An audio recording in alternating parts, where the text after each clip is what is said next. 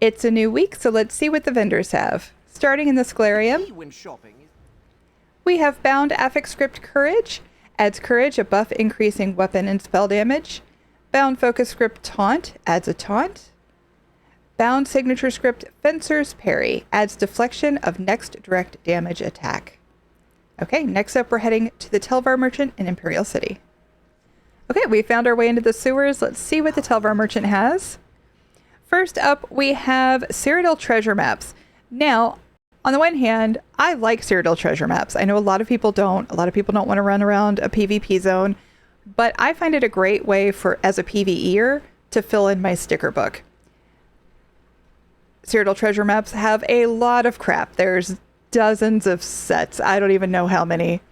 There's a lot of sets, but 6,000 Telvar is pretty steep.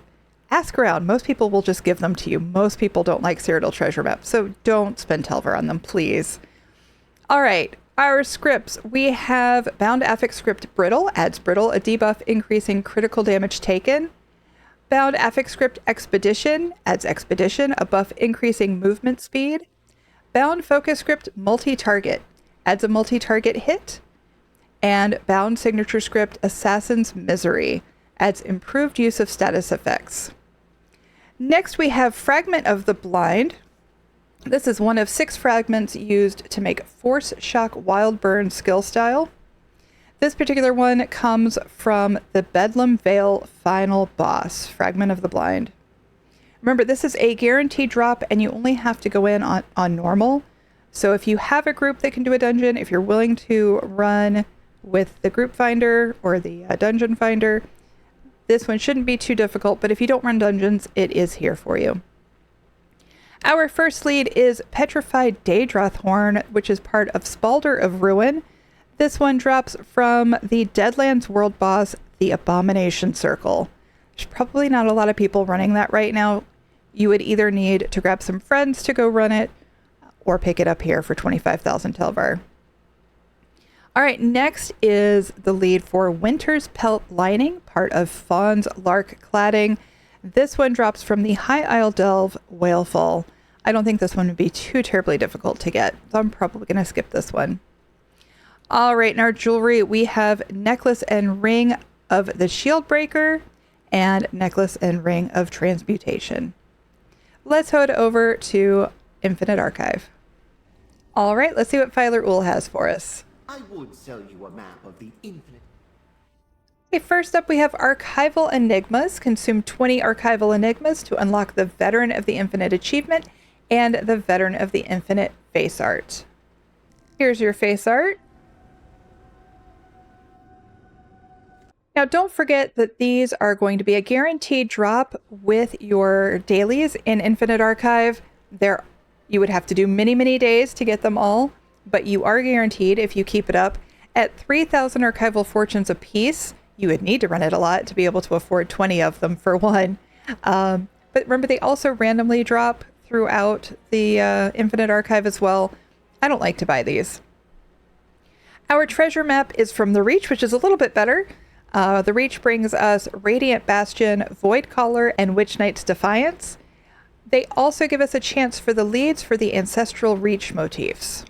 So a little bit better. I still don't think it's worth 2,000 Archival Fortunes. They're not that expensive on Guild Traders. Our patterns this week, we have Blueprint Leowin Wall Wainscoted. It's like a half wall. On PCNA, this runs 8 to 11,000 gold and is 2,000 Archival Fortunes. Probably not the best conversion rate, but it's still not bad if you don't have it. Next up, we have Blueprint Solitude Armchair Ornate. There's only 5 listings on PCNA, ranging from 30,000 to 150,000, so I definitely think this one's a little bit more bang for your buck. Also at 2,000 Archival Fortunes. Our scripts, we have Bound Affix Script Brutality and Sorcery. Adds Brutality and Sorcery, buffs increasing weapon and spell damage. Bound Affix Script Uncertainty. Adds Uncertainty, a debuff reducing weapon critical damage. Bound Focus Script Pull. Adds a pull. And Bound Signature Script Wormage's Defense. Adds a damage shield.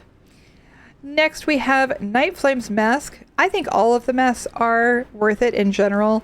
I find farming these to not be worth my time. your mileage may vary, but these come up for a very small window of possibility to drop. This one's from Elden Hollow 2. You have a better chance of getting it if you have the hard mode, which Elden Hollow 2 hard mode's not that difficult. But the RNG is still pretty bad. I have not had great luck. So if you're like me and your RNG is not that great, or if you don't have the time or the group to run Elden Hollow 2 during the 4-day window when it comes back out, you can get it here for 15,000 archival fortunes. I do typically recommend the masks. I think they're worth it. Next up, we have companion equipment, medium armor. I don't like these. When you buy companion equipment this way, it's bound and you're at the mercy of RNG as to which trait you get. I think I'd rather just spend a little time on the guild traders and use some gold to get exactly what I want. Our final plan this week is Diagram Khajiit Candle-Filled Lamp, again for 2,000 archival fortunes.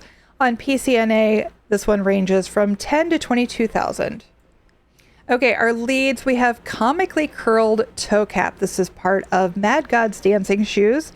This lead drops off the Solstice Delve Veil of Revelry. And then Length of Sharpened Spikes for Shapeshifter's Chain. This one is found in Spindle Clutch 2 off of the final boss. And again, you're at the mercy of RNG, so you could get it your first try in Spindle Clutch 2, or it might take you 20. Sometimes it's hard to know. So out of these two, I think this one's the one that's worth more. But they're both here for 5,000 archival fortunes if you're looking for them. Next, we have Shattered Alessia Deck Fragment, which is part of the Saint Alessia deck in Tales of Tribute. This one is found occasionally after defeating Miramore incursions at Mosaics in Westweald. If you spent any time in Westweald doing the Miramore incursions, you probably already have this one, but if you don't, it's here for 3,000 archival fortunes. Keep in mind, you will still need to own the Gold Road expansion in order to pick this up. In our books this week, we have Doom of the Hushed.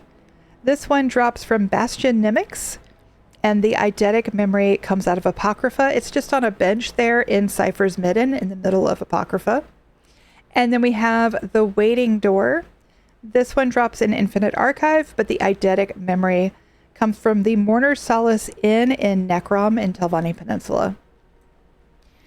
Keep in mind, whatever character buys this, or whatever character tries to get it from the Bastion Nimic or Infinite Archive, they will need to know the eidetic memory of these two books. So keep that in mind. If you're not sure how that works, we do have a link below. Also, I own all of the books on both PCNA and PCEU.